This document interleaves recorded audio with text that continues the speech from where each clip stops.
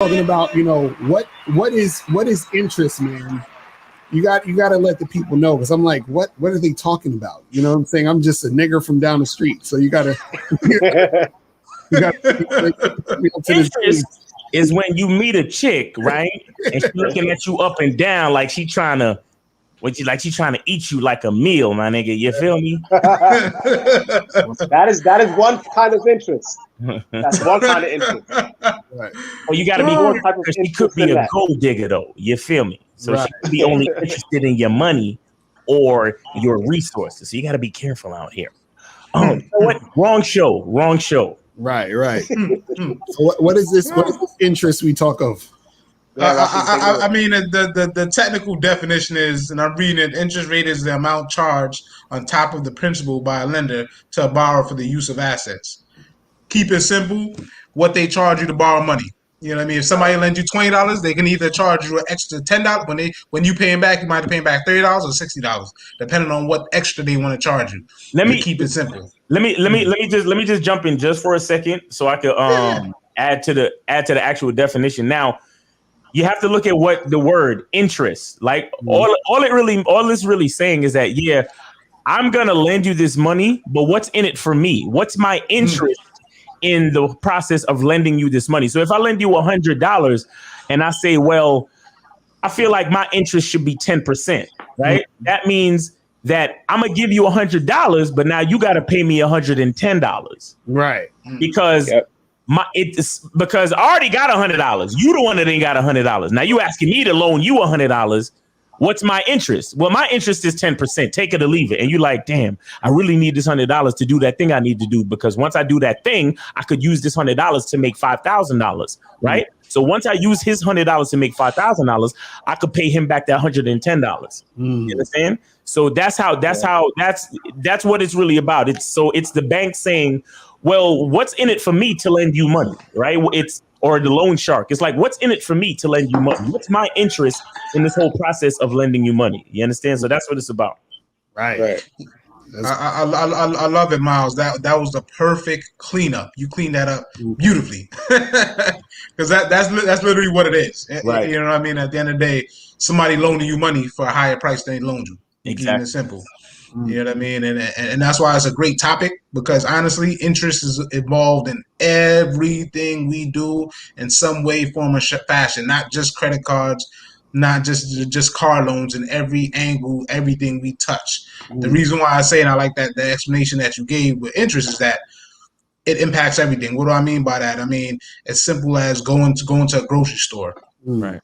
A grocery store, you get a gallon of milk at one store, it might be $5.10. Another store might be $5.30. That's their interest. They charge a little bit extra, XYZ. You know what I mean? But how it really affects you in terms of finances is usually the common one, a credit card. Most credit cards, 25% interest rate off the top. That's what most credit cards give you. You apply for a credit card, so they don't give you. Now, don't get me wrong, you get it lower, but on average, the average credit card interest rate is 25%. So that literally means if somebody gives you a $500 credit limit, you know what I mean, and you spend $500, in the end, you're going to be spending, $125. They're going to charge you extra $125 for that $500 that you use. Right. So that's so do a lot of people get debt because of that type of shit? Literally, that's America. Mr. Locardo, that's America. That's why we are in debt, for that same reason. Right. Yeah. Because what happens is that a person, they get $1,000 limit. Let's start off with a low one. Like I said, some person get $1,000 limit. Oh, I got money now. Let me spend, because it's not your physical money. It's credit. So people naturally think you're supposed to use it. It's a mind game. Credit card companies want you to use it so they can charge you that interest. So a person that spends $1,000 or maxes out their credit card at 25%. I'm not that great in math, but that's $250 it costs you to actually use that $1,000. So what does that really mean? All right, you make the minimum payment. We all know credit cards only got to make a $25, $35 payment. So if you make the first mistake of maxing out that credit card of $1,000, you got to pay it back. And you say, oh, credit card company only charged me $35, $45 a month. That's it. That's all I got to pay. Not only are you paying 25% interest, but then what happens is what's called compounded interest. So you're paying interest upon interest. So that person that borrowed $1,000, you paid a minimum credit card payment that they tell you $45. Mathematically, it takes you 2 years to pay that off. Instead of being charged $250, you're getting charged like an extra $600-700 over that 2 year period. But you don't even realize it because you're making that minimum payment and you quote unquote doing what you're supposed to do, making your credit card payments on time, which is the crazy part of why this is a hot topic though. Like, what is interest and how is it impacting your life? Because I mean, truth be told, if you're doing that all the time, you ain't gonna never get caught up. Let's be honest here though. Like, that's why you just naturally feel blocked, and that's why people start getting more credit cards. Like, oh, let me get another credit card. You get another credit card, $2,000, and the process continues. And before you know it, you in all kinds of debt, and you in way over your head. And that's how interest actually affects you. You know what I mean? And here's what I would say to that. Now, let's talk a little bit about the solution, right? Now, if money is compounding on itself, right? You guys hear me clearly? Yeah, I'm hearing an echo though. Yeah, there's an echo. Yeah, me too. That come from You still hear the echo? Yeah. That come from Rashidi? Hold on, we'll put Rashidi on mute. Yeah. Okay, go ahead. Talk, Ellie. Can you guys hear me clearly? Yeah. Go ahead. That was coming from Rashidi, I think. Okay. Okay. Now, so when it comes to compound interest, right? Here's some of the solutions, because you got to know that, like what Rashid was saying, that the money is compounding on itself, right? So there's this rule that they call the rule of 72. How long does it take your money to double, right? So most people don't understand that when you got your money in the bank, it's getting less than 1% when it comes to interest, less than 1%. So let's just say for example, you got $10,000 in the bank and you 30 years old, right? 29, 30 years old. It takes you 72 years for your money to double. Right. 72 years, right? Rule of 72. Yeah, I heard that before. Rule of 72. You get what I'm saying? So now, hold up. I just need everybody to understand. My man's and them at RKT Appraisals, they know all of the jargon and the innuendo that all of the other people, all of the other major, yes. financial institutions. No, they understand all of that stuff. You understand? Rule of 72, credit, interest, all that. You know what I'm saying? So mess with my man's in them. All right, go ahead, man. And that, no problem. Yeah, so that's just that 1%. Now, if you even up it up by 4%, instead of it taking 72 years to double, to take 18 years. That same 10K that you put into a bank, right? Now, instead of 18 years, you want to double even faster. 12 years at 6% interest rate. That same $10,000, right? Then if you wanted to double even faster, it'll double in 7 years at a 10% interest rate. So depending on the interest rate that you get will determine how fast your money will take for it to double. That same $10,000, if the person had it in the bank versus somebody having it in a more secure account, it'll determine where that person would end up. That same $10,000. One person ended up dead because they put their money in the bank. It's 100. It took them to a year. 101. Who makes it to 101 these days? Not too many people. Some do, but not a lot. So now that person ended up dead. The other person at from 29 to age 36, he already doubled his money. Got $20,000 in seven years because of the interest rate. He's at a 10% interest rate versus 1% interest rate. So it all depends on what interest rate you have will predicate how fast your money can double. So if you're in debt, or if you have a situation where you're losing money, put your money into a more secure account to where the interest rate is higher. It's accumulating a lot faster. Hence, you could pay off your debt a lot quicker. That's crazy. I mean, on my mouth, I was trying to how do I unmute Rashidi? I'm trying to unmute Rashidi. Why is it not unmuting as well? Okay, there you go. Okay. At the same time, that's why. Go ahead.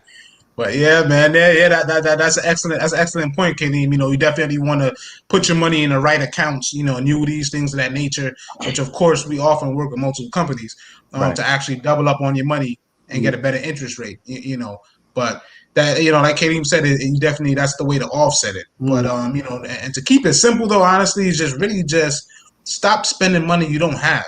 The trick is with credit is that's exactly what it is. It's credit. It's just the same thing when you grown up, I use a reference growing up in New York, you go to a corner store, store guys will give you credit. They leave you stuff on credit, stuff that you don't have.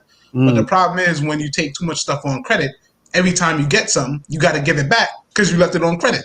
Right. So that's why you shouldn't really be living beyond your means. Right. The true formula to take advantage of credit and credit cards and all that type of stuff, for example, what I brought up before with the 25% interest rate is really just using a credit card, keeping it under 30% of what the balance is. So keeping it simple. If you have a $1,000 limit, never spend more than $100.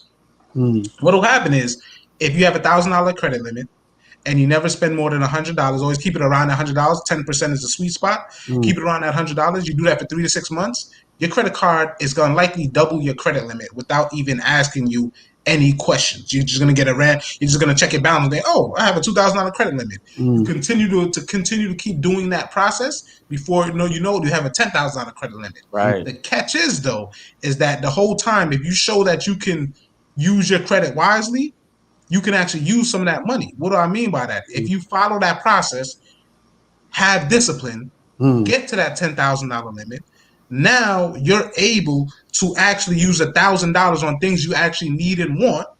Now you can actually use that credit card for the benefits they give you for flying, rewards. Every time you purchase, they give you cash back. So you can actually use that credit. The goal is to get as much credit as possible so you can use as little credit as possible and milk that credit card company. I know that sounds crazy, but think about it.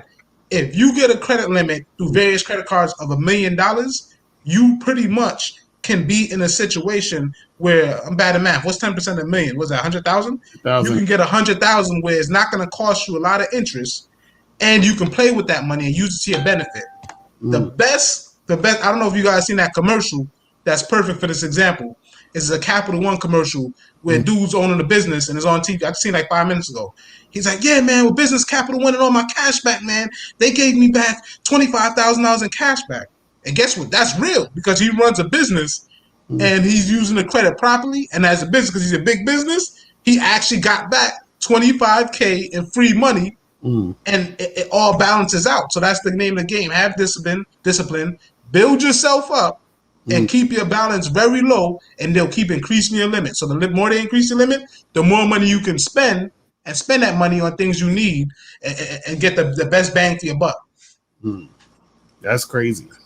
That's crazy. That's like the thing is, like, with the interest, right? Let's say if the company is making money off the interest, right? So what does the company do though when you like you got let's say you got a whole bunch of people that's not able to pay it back? Does the company just take a loss? Like, what's the protocol for the company to be like, well, I get, these people owe me, what I'm saying, like this amount of money, but they're not paying back. So what happens after that? Like, that goes down.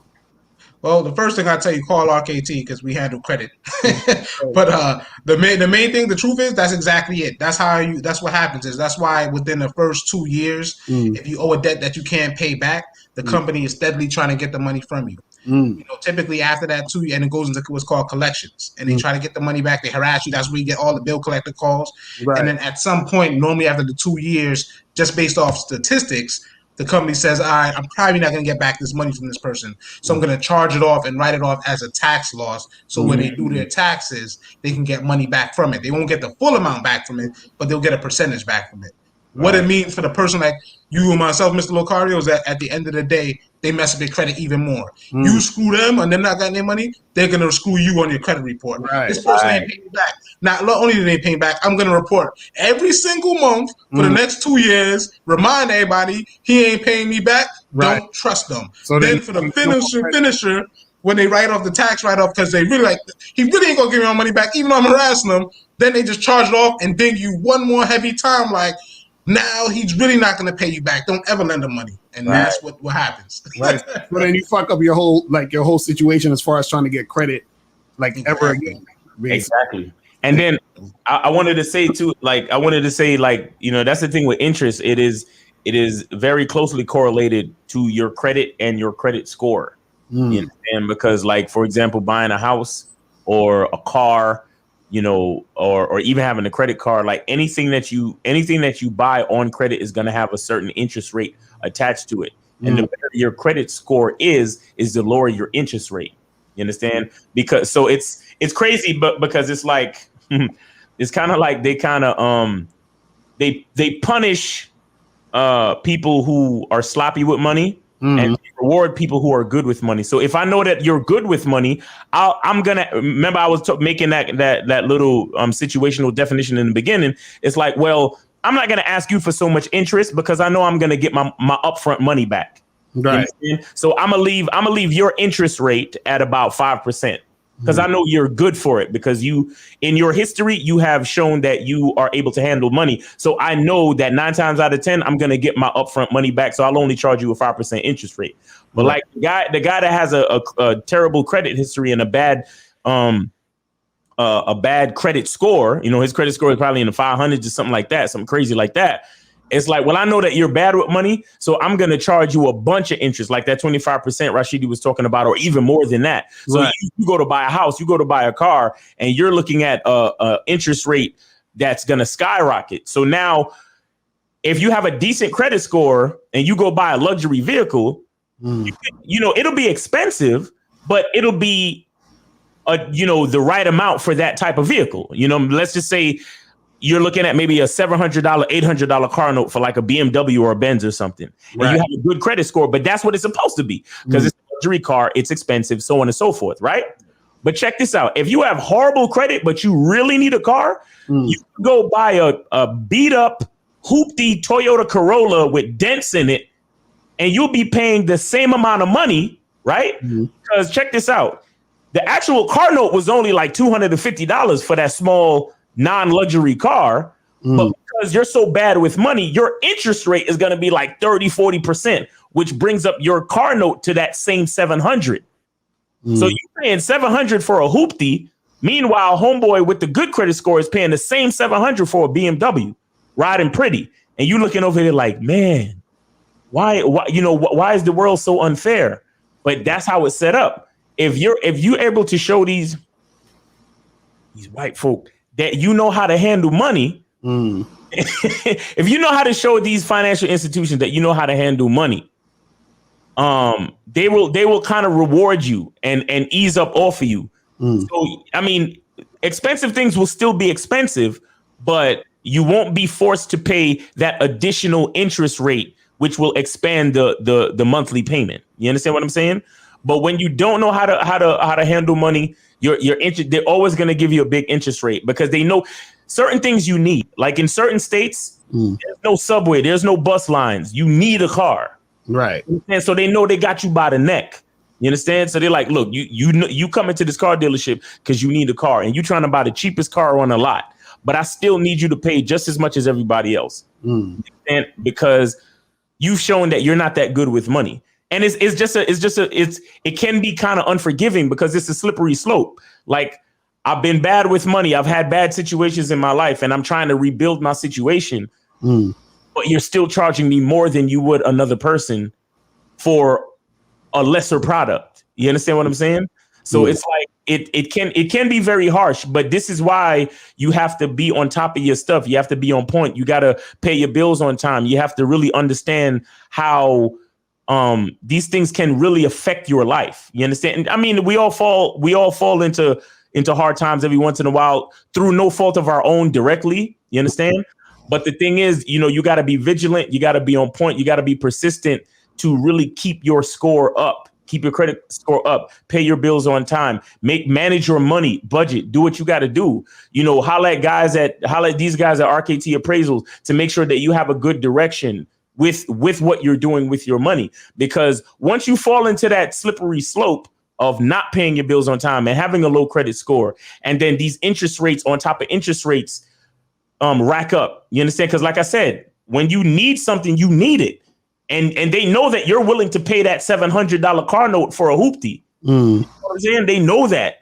So because you got kids to feed, you got situations, you got to get to work, whatever it is. So you need that car. You understand? So they got you by the neck. So, if you're in that type of situation, get with guys that like RKT Appraisals that know how to. So while you're paying that high car note, you can be, putting some money down on a secured credit card so you can rebuild your credit to improve your score. So after a couple of years of paying on that car note, then you could go back to the dealership and say, yo, my credit score is better now. Now it's time for y'all to give me a better car for a better note. You understand? Or you could say, well, I'm paying $700 now. I want a better car because my budget is already built to pay $700 for a car. And I'm tired of driving around in this hoopty. So now you can at least go get a more decent car for the same $700 that you was paying before. You understand what I'm saying? But again, these are things that affect your life and the quality of your life in a lot of different ways. You understand? That's interesting. I love that explanation because that runs heavily true. And in reality, the situation, like you said, you know, you come in situations in life where things happen. You lose your job, an unexpected bill pop up, and you don't make that much money. You know, I mean, certain things you can't control. Right. But the reality situation, like you said, Miles, you know, why you want to contact RKTs, because we really do go over those situations. The truth of the situation is that because we all meet hard times and everybody's not rich, I mean, the real stat is like only 2% of America is wealthy. You know what I mean? And if you're rich, you can easily be poor. But the difference is that when you face those situations, you know how to face those situations before falling into bad credit. What do I mean? At the end of the day, a lot of times people are just not educated, you know, especially if you just don't have the background, you come from poverty neighborhoods, things of that nature, you don't have the background. So that's why you call someone like us. Because the reality situation is most places in that car loan situation, like you said, where you late on a couple car payments, most cars will give you 1 to 2 deferment payments in those hard times. It's a financial hardship. Everybody that lends you money or you have money anywhere, there's a clause somewhere in their policy for financial hardship. What does that mean, and why is education important? The person that's not educated and don't know, oh man, I'm gonna get paid late this month, man. I ain't gonna be able to make the car payment for 2 months. Had they called the lender that they got, the bank they got, was explaining the situation, I'm in hardship, the bank person would be like, all right, why don't we roll 2 payments on the back end of your loan? So instead of paying it off May 2022, you pay it off in August 2022. It won't affect your credit. It won't show a late payment, and your score stays the same. But if you're not educated now, you get scared. You don't know what to do.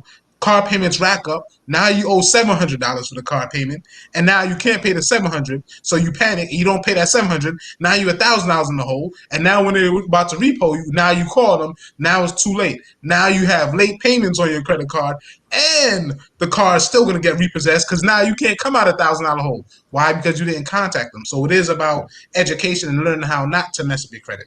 Other thing too, education-wise, at the end of the day, whenever you borrow money or credit card, loans, anything, truth is, if you pay your bill late and you pay before that 30-day mark, it doesn't report to the credit bureau. So even if you're 29 days late, it never reports to your credit. The only person knows that you were late is internally with that company. So the only thing they're going to do is if you do a new whole loan down the line, they may charge you a smidget more. But the truth is, how to avoid that? Just go to somebody else. Nobody else knows. The real world doesn't know. So it's so many ways to avoid messing up your credit. But the first step is, if you're not educated, just be realistic. Call a company like RKT, and we'll go over these type of scenarios because, man, life happens.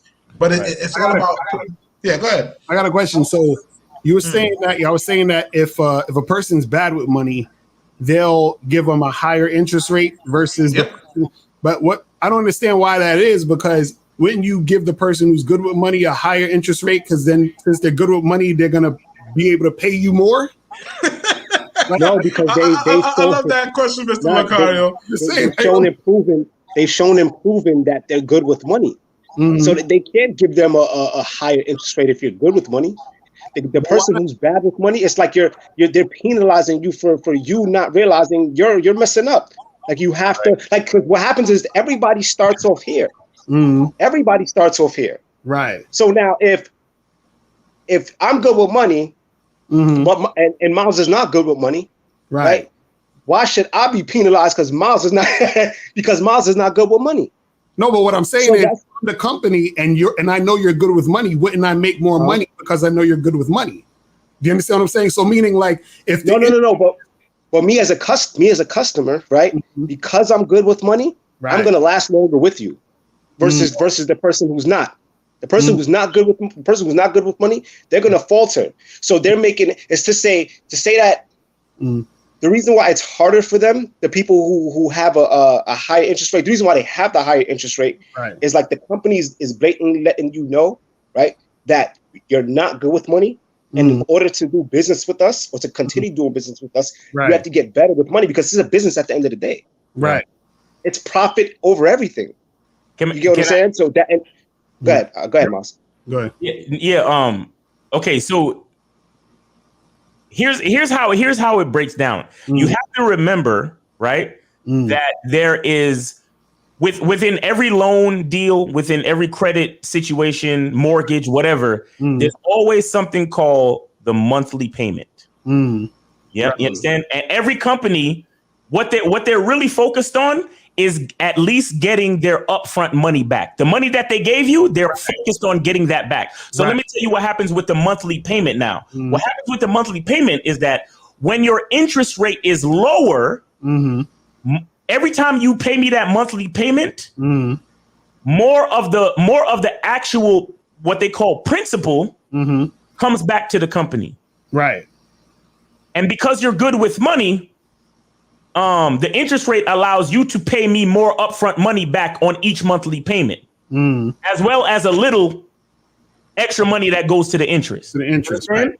But now with the person that's bad for money, with a higher interest rate, what happens is that there's less money going to the principal and more money with the interest. So I'm actually forcing you to pay me more towards my interest than to you paying off this loan.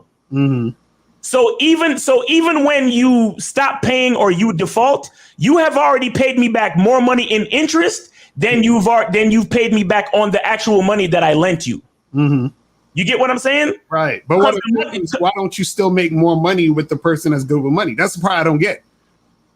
Because no, that's what I'm saying. They're always worried about the upfront money. Right. They're more worried about the upfront money than actually like making more money, because it's not about, loans, from what I understand, is not about making money off of like lending money.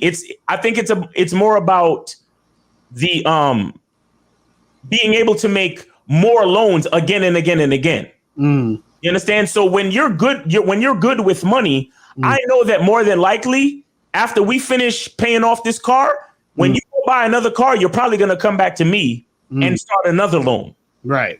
Saying when you buy a house, you're going to come back to me and start another loan. So it's more about the repeat business than it is about the actual money itself. You understand? It's about us staying in business for the long haul than it is about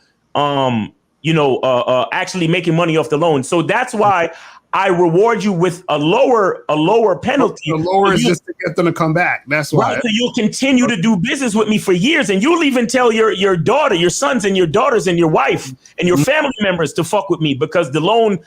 Hey, you know Bill? Yeah, I've been doing loans with him forever. Oh yeah, and I give him a good interest rate because his family's good with money. So we can stay in business for years. But you motherfuckers who's not good with money, I know we're not going to stay in business for that long. But while we are in business, I got you paying me more money in interest than I do with you paying off the actual loan of the money that I gave you. Because the loan of the money that I gave you don't really mean nothing. What means something to me is my interest. Right. You know what I'm saying? Because check this out. The thing with interest and money is that the money that I lent you is a finite amount. But you have to remember that the interest, because of percentages, that shit can go to the fucking moon. Right. That shit is infinite, like the universe. So, because every once in a while, you got some people who, even though something might go to collections, because the average person psychologically feels like, oh my God, I owe this bank. I gotta keep paying them, or I'm at least pay the minimum payment because I owe them. Right. They don't realize that they're paying back so much money on the interest that their finite initial money that they got loaned never actually gets paid off. Right. You understand? So even though you might falter, in a lot of cases, I actually make more money, punishing you than it does any other way. Because sometimes, like Rashidi was saying, sometimes we go to collections. Sometimes they take people to court, depending on how much money it is and the requirements of the loan. And if it's a tangible asset, I can also take your fucking asset from you. I can repo your car and I can foreclose your house. Right. Now that house is owned by my bank. Right. Now, and I want to interject too. Why that's an excellent point, Miles. Yeah. And answer your question, Mr. Locario. To keep it simple, the person that's really good with money, you're not making a lot of money on them, but over the long period of time, you're consistently making a little money on them. So essentially, the person that does a good thing, you make it's the long game. You're making a lot of money on a long term. Right. You know what I mean? Over a long period of time, and they'll refer their friends and continue the pattern, making money over a long period of time. And the person that has bad credit, you're only making money in short spurts of time. Right. So what does that mean? A perfect example, like how you're saying, Mr. Locario, how do you make money? The person that has good credit in XYZ, like I was giving the example before, if they have $1,000 credit limit, they're never going to spend past $100. So what does that really mean? In the long term, that means that person at maximum, when they get to the $10,000, in all reality, the company would have only made $1,000 on them for that person that has a $10,000 credit limit. But when you look at it, that took a while to get there. That's the person that took them at least 2 to 5 years to get to that status. Now, the person that's horrible with credit, mind you, 2 to 5 years only made $1,000 on the person with good credit or good money spending habits. The person that has horrible money spending habits, what happens is they fall behind real quick, and in a 5-6 month span, they max out the credit card, and they might do a good thing where they pay the credit card back. So at that point they spent $1,000 and they made $250 on them in just maybe 2-3 months, because they maxed it out and paid it off over a couple months. So they just made $250 off them in a couple months. So you see the difference: $250, 3 months, great person, great credit, 5 years, $1,000, $250, 3 months. You know what I mean? Right. Like that's literally how it is. I get it now, but I'm just saying these guys, these credit people, sound nice as hell, because I'm thinking they could have just charged everybody a lot of fucking money and been making mad money. You know what I'm saying? Like saying like this is the limit for everybody. You feel what I'm saying? Or what I'm saying is, like, let's say you say for the bad people, y'all get 50% interest, and the good people get 25% interest instead of 5 or 6% interest. You know what I'm saying? Like, I'm just wondering, like, in my estimation, I'm like, they could be making way more money if they wanted to. But that's just my like. No, so you're absolutely right, Mr. Locario. You're absolutely right. But I guess that's just like I guess they figured like that's a better way to do it, because, like you said, the repeat customers. No, Mr. Locario, you're absolutely right. The part that you're forgetting, you're not thinking about, is that it's 2021 now. So these companies have been sued multiple times, and the president had to put in many things throughout the course of history to stop that type of stuff. Oh, so why is that? To do that shit? Yes, that's how they started out doing that stuff. That's why it is the way it is right now. Every few years, the law has changed on time of what they could charge you interest. Back in the day, we could with the RKT people, me and Kaylee, we could talk about how we had a 20% interest rate in our teens. You know what I mean? Certain states rule against that now. There was a point where we had a 20% interest rate. Certain states like, nah, you can't do that. That's too much money. There was a point where we attempted to purchase a car in our teens, and the car was $20,000, and after interest and compound interest, we ended up paying $34,000. Wow. So fast forward to, and that was like 15 years ago. Now certain states don't allow that. Certain states cut you off at 15%. Certain states cut you off at 13, 14% on interest rate. So no, you're absolutely right, Mr. Locario. They did start off doing that, but it got too out of control. Right. Because that's why the housing market crashed. Like, there were people when that whole housing market crashed, right before that, in the early 90s and 2000, they were giving people houses that they could not afford. So to go back to what Miles was saying, was that people were literally, they're done paid like $200,000 on a house, but then because of the interest, they still owe $100,000 on it. Now they can't afford to pay it, and that bank took that same house that they made $200,000 off, all in interest, resold it for $500,000, because that house is now worth $500,000. So that bank made $700,000, and you lost your house, and you have jacked up credit, and now you gotta wait 7-8 years before you can buy a house again. Then when you buy a house, you gotta start fresh. So you in the whole $600,000-$700,000. That's the shit right there. There you go. Like, It is. Here's what everybody got to understand. That's the perfect point, Rashid. Here's what people got to understand. this is a game. Right. Like people don't realize this is a big game, and you have to know the rules of this game in order for you to play the game and actually win. That's what and the truth is, most of us don't know the rules of the game. We don't know how to. We're not educated on how the game works. Right? A lot of people who have good credit, they understand how the game works. Right. Luckily for everyone on here, call RKT Appraisals and we can show you how the game works. Right. Part of the reason why, like Rashidi just said, we've actually been through it. We've actually been through the experiences to why we know now what not to do. Right. You understand what I'm saying? So it's a lot that people don't understand. And to be honest with you, in a couple of years, and this is what people don't realize, these things take time. Most people have bad credit because they're impatient. Right. They're impatient. Translation. They don't have what it. Yep. Translation. RKT was broke niggas just like you. That's a fact. Yep. That's a fact. Absolutely. Absolutely. But it clicked for us. No, Miles, you're absolutely right. It clicked for us. And so what people don't realize is that within time, there is no overnight success. There is none. If you think so, that it's a lie. I'm letting you know that now. It's a lie. Right. You average. Look, you guys have been doing this for a while now. You are now, I'm pretty sure for a couple of years now, been reaping the benefits from your success, from your business. Right. You get what I'm saying? It takes time. Absolutely it takes time. I just had to everyone throw it out there. You know, like it takes time for everything to get where you want it to be. And that's what interest it's like, what is it for me? I would tell people this. If you loaning somebody money, I would treat it just like what a bank would do or a company would do. Right. If I loan somebody money, I'm not expecting it right back because then I shouldn't have loaned it out in the first place. But when I do get it back, I need something plus what I gave you. That's all the interest is. It's what's in it for me.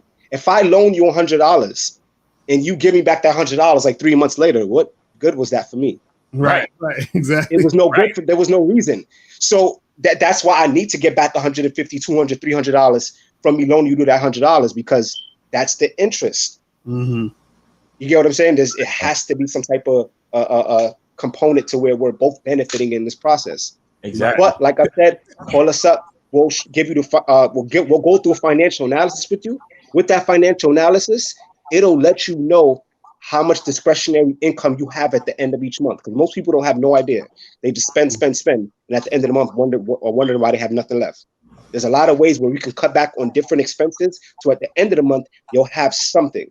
And with that something, we can show you what to do with that something to increase your cash flow to where you'll have something in the near future. You can have something to where when you retire, there is something there versus nothing at all.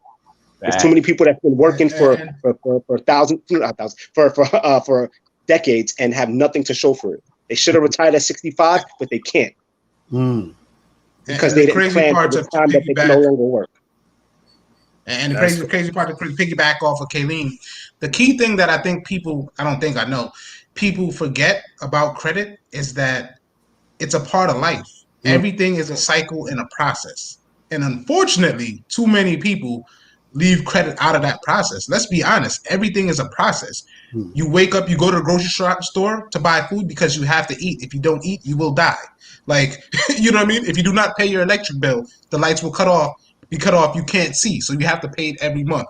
Everything you do in life is a process. And if you don't do it, it will mess up rotation. If you do not exercise, you will become obese and catch diabetes and things of that nature. Like, you know what I mean? If you eat too much salt on hamburgers, you're going to have high blood pressure.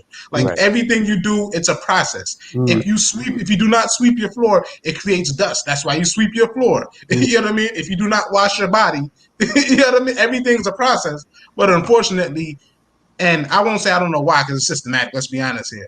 But people with credit is that nobody teach us how to use credit and do credit. So therefore, we're always in a negative cycle, and that's the problem. Really, just trying to educate yourself. And to be quite honest with you, one thing I do want to clean up a little bit that Kayleen brought up though is like, and we know this too because we work with a lot of clients. To add a little bit, to be honest with you, a lot of people that's in great situation with credits don't know about credit. So I did want to clarify a little bit. You know what I mean? Like a lot of people actually don't know how to do credit. I deal with many races that don't have no idea what credit is. The reason why I say that is because systematically, and not to get deep, But systematically, if everything was given to you from day one, and that goes back to other things of slavery, blah, blah, blah, blah. But if everything was given to you and you were always in a great position, and the only thing that you were told as these counterparts when you go to college with certain people, the only thing that they knew was, okay, I just have to make my credit card payment on time, and that's it. Believe it or not, it's a high population that only knows that. So a lot of times you see people with nice stuff and things like that, all they know is that never ever make a late payment. But if they were in a great position from day one and all they have to do is follow simple rules as far as make a payment on time and never be late, they're good. And it's a high percentage people don't know about credit because there are so many people that same person knows nothing about credit. That's why at the end of the day, if they miss a credit payment, they lose their mind and do everything to avoid it going on their record because they know nothing about it. So the truth is a lot of people don't know about credit, but the difference is for people that are poor or in poverty is that they have no education. They don't have that education. And on top of that, they're not put in the best financial situation systematically. That's why you have projects. People living on top of each other, on top of each other, on top of each other. All those things are put into place systematically anyway. But the reason why it's a good thing why we have this podcast is called RKT. We actually have the education to tell you what to do, what not to do. And if you made some dumb mistakes, it happens. We'll tell you how to get out of those mistakes and get to a certain point. It's going to take a little while, but you can get there. But you will never have to go back there once you actually learn. You know, so that's my little piece. So is there anything else y'all want to say real quick before we wrap it up and everything? I just want to say real quick. I think as to kind of have a full understanding of this, like interest and money, you have to understand that money is leverage, right? Money is leverage. When you're holding money is a tool that can enhance everything, right? So, for example, if there's a screw or a nut somewhere, you can, if you're strong enough, you can do it with your hands. But if you go get a tool like a screwdriver or a socket tool, what the socket tool does, you still hold the tool in your hand, but you enhance your ability to loosen that nut or that screw with the tool. You understand? That's what money is. It's leverage, right? Money allows you to do things, to magnify whatever it is you're trying to do. So this is why companies charge you interest when they lend you money, because while that money is not in the company's possession, you now have the power of leverage in your possession, and the company doesn't have the power of that same leverage in their possession at the time. So you take out a loan for 6 months. That's 6 months that company was without leverage. Then they put that leverage in your hands. You understand? What you do with that money within that 6 months is up to you. Now, if you're smart enough to use that newfound leverage of the loan money to make, like I said before, like if you take $500 and you make $50,000 because whatever opportunity you have access to, that's beautiful, because now you done made $50,000 and you could pay back that $500 like nothing, or $500 plus interest. But remember, because I gave you that ability of leverage for that 6 month span, I have to get something for that power that I put in your possession. You understand what I'm saying? So for people who are wondering, well, why these companies can't just lend me the money that I asked for without all this interest and all this nonsense? It's like, nah, it's like money gives you the power to do things. Money enhances your ability to make things happen. You understand? So when somebody lends you money, or when a company lends you money, the reason why they have to charge you interest is because they've taken power. They've taken power away from themselves to give to you. You understand? To give you that opportunity to do whatever you're trying to do to flip the money. You understand? Because you have the idea and you have the opportunity, but without the money, you can't execute. You understand? So now that they've given you that opportunity, use the money to the best of its abilities and pay them back whatever the principal is and whatever the interest is, right? Because what you're supposed to do is you're supposed to take that money and turn 500 into 50,000. You understand? That's how it's supposed to be. And that's why they charge interest. So if you think about it like that, then it's easier to understand. Because sometimes when we talk about all this jargon and this and that, it seems unfair for no reason, right? But it's like when you really think about what you're doing when you take out a loan and what you're supposed to do with a loan, you're actually putting yourself in a very good position to make even more money and to set up your life and to set up your experience and whatever to be much, much better. If you're not doing that, then you shouldn't be taking out the loan. You see what I'm saying? So, I just wanted everybody to kind of understand that. Yeah, and I'll leave my last note is that ask yourself a real question. Would you lend somebody money that never paid you back? And if you did, how much extra would you charge them? I'll leave everybody with that. That's the concept of interest. That's what's up. So, guys, make sure I go to rktappraisals.com. And we are out of here, people. Remember, the truth is inside you. Peace. We gone. We out.